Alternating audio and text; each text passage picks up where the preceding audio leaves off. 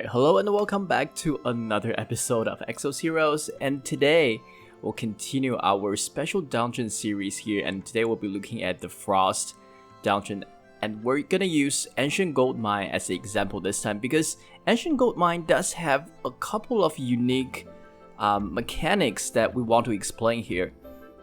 The overall concept is not all that different. We still see, 5 heroes or 5 opponents in wave 1 and then 3 and 3 after that, but the mechanics is a little bit different, especially on the boss dungeon, so we want to talk a little bit more about it once we get there.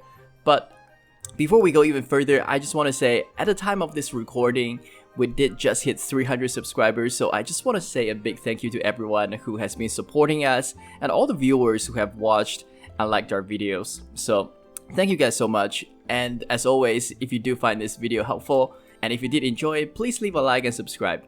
But with that being said, let's get into this. So the first thing we want to do is let's talk a little bit about the requirements and why we're bringing this team. And frankly, we don't have a lot of flexibility when it comes to team selection on this stage. So if we look at the requirement here, we do have 3 required heroes, and one of them is going to be Legendary Ranger Frost and female, and for that we're bringing Monica. I'm not entirely sure if there is another hero that fits that category. And then we have Legendary Paladin Frost and male, and that's going to be Alexei here, who, in our opinion, is a pretty decent tank despite his very low community score. And then we have Rare Enhancer Frost male, and that's going to be, I think, Bellum. See his name? Yeah, Bellum. So these are the 3 requirements. These are the heroes that we have been using up until now. So if you guys do have them, they shouldn't be that hard to come by. Just bring them. I'm not sure if there are any alternatives. If there is, there might be one for Bellum, but I'm not entirely sure. And then for the other 2, we're just bringing Anastasia as kind of a healer plus sustain hero for us. And she does play quite an important role, as healing and sustaining is pretty important in this specific area. And then lastly, we have Bathory here as our damage dealer. She is somewhat replaceable, and I think her, what it's called, Tranquil passive is definitely very, very useful here, as it can help you to keep your allies alive. So for that, she is top of our list. But as always, all the special dungeons, one thing you really want to bring is AoE damage, right? Being able to break Guardian Stones and CC the opponent's team that way is very, very important. And obviously, Bathory is a great choice for that, as she has 2 AoE abilities, one only costing 1 mana.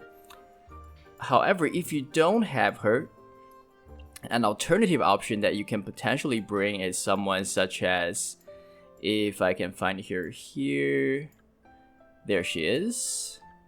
Someone such as Bernadette, right? So if you have Bernadette, especially now, some of you might have the FC Bernadette, it could be a very good choice. So Bernadette does have, an AoE ability on her A2 as well, so that can be spammed out quite efficiently.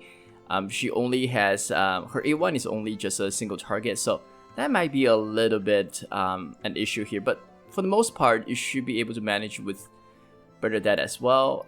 And in terms of your healer replacement, obviously you can also bring Le Pen or FC Le Pen into this dungeon as well, in place of FC Anastasia or just regular Anastasia, as we do here.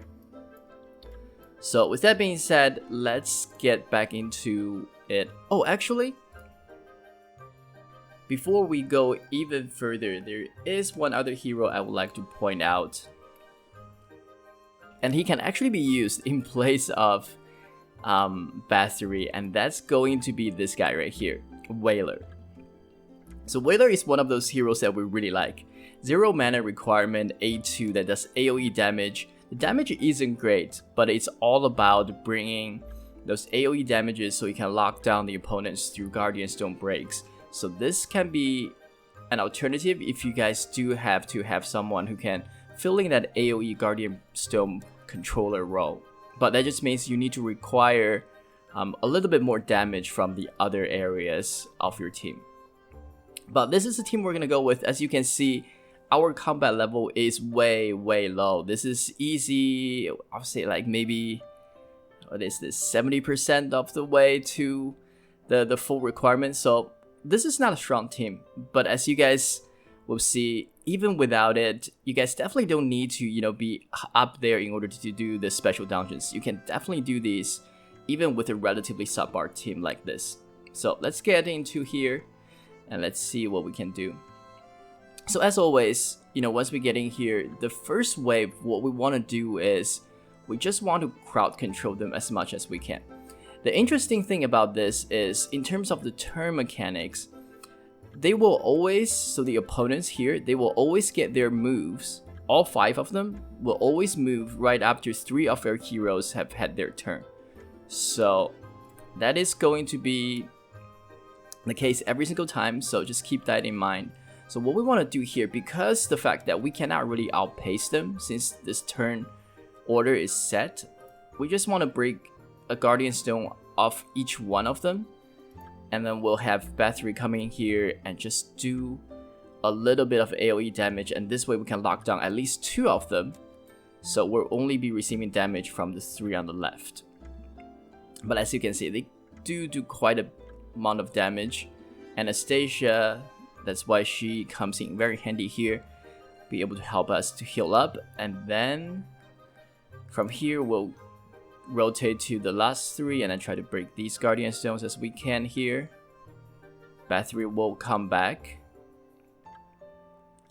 and we'll try to use her heavier healing damage here in hope to knock at least one of them out. It's all about crowd control in the earlier stage and spread out those attacks evenly before your AoE damage healer comes in. It's a very important mechanic to follow. As you can see here, we did we did take out most of the team, so that's very good.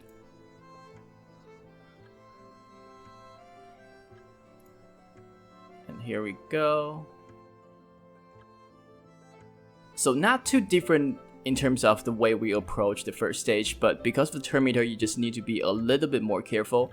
Especially when you have an AoE damage dealer, you want to make sure they are one of the first 3 to go. I typically find that a little bit more helpful because you do get her move a little bit faster. And on the second stage, this is going to be a lot easier. I do like Monica's A1, so what she allows you to do is her A1 does a little bit of damage over time, and if we use this on a single target, we don't have to worry about that target anymore. As the next turn rolls around, he will have his Guardian Stone broken automatically. So we can shift our attention to the last 2. And you can see right there. And here we'll also drop our A2 on them. So hopefully we can take out the one on the very far right.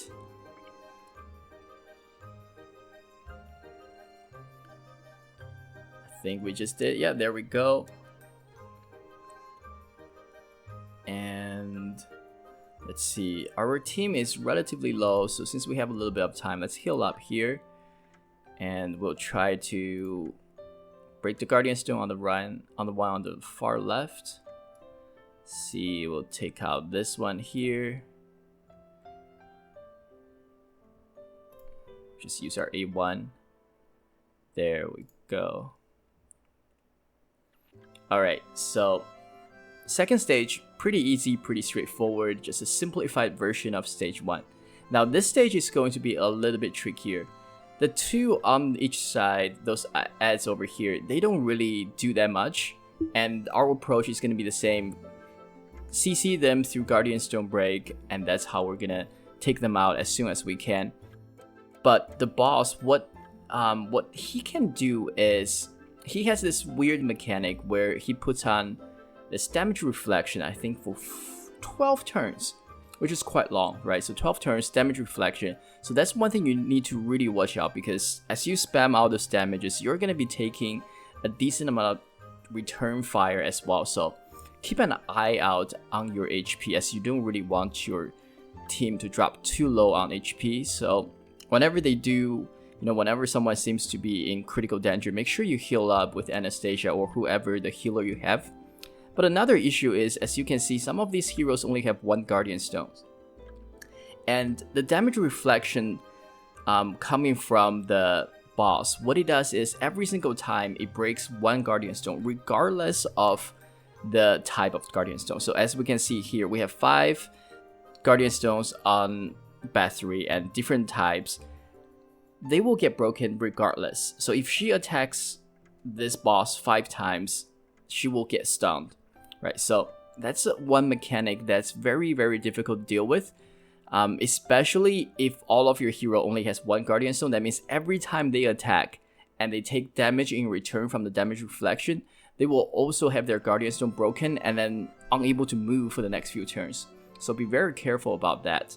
That's why we highly recommend for you to at least bring 1 or 2 heroes, as we have here, that has multiple Guardian Stones. But with that being said, let's use Monika's A2 on the boss here. That way we'll get him broken a little bit faster. We'll put this one on the guy on the right. Dodged. It's a little bit unfortunate, but it's okay. Alright, here we go. We got the boss. And frankly, what I would like to do is to really focus him down when he is still broken here.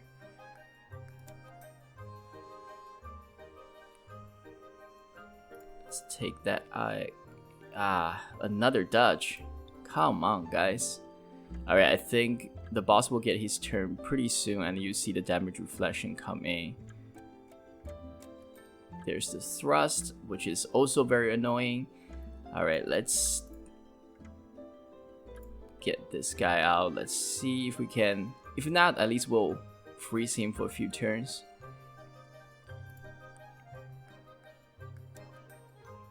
Yep, here it comes. Reflect damage, 12 turns. And see if Monika goes in right here. She has Machine Guardian type. And there she gets her stones broken, and now she is unable to move. So very annoying.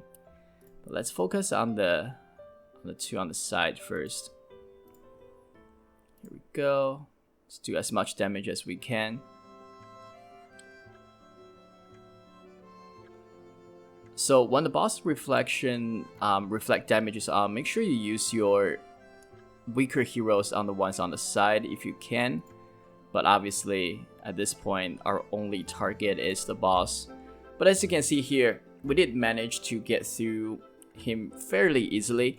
And one of the reasons we did that is we did, have those Guardian Stone breaks on him as early as we can. So we're able to do a decent amount of damage before he even put his reflect damage on. So that's a good thing, and it's something that you should definitely try to follow as well, which will really make it a lot easier. But if you do, if you don't crowd control him earlier on and then he end up using those reflect damage much earlier in the fight, that means every single time you hit him, you take damage in return, you get your Guardian Stone broken, and it's just annoying to deal with. So try to get the boss CC'd as early as you can is very crucial here. But there you go, guys. This is the Frost Day on Ancient Gold Mine. The overall mechanic for the first couple of stages are relatively similar to, everything we've covered so far, as well as what we showed yesterday on the Fire Day. But obviously, as you can see here, Ancient Gold Mine does have a little bit of a trickier mechanic when it comes to the first wave, as well as the boss mechanic. So just keep those in mind as you go into these fights. But otherwise, hopefully you guys found this episode helpful. If you did, please leave a like and subscribe. And if you want to see other Exo Hero related content, please feel free to check out the rest of our channel.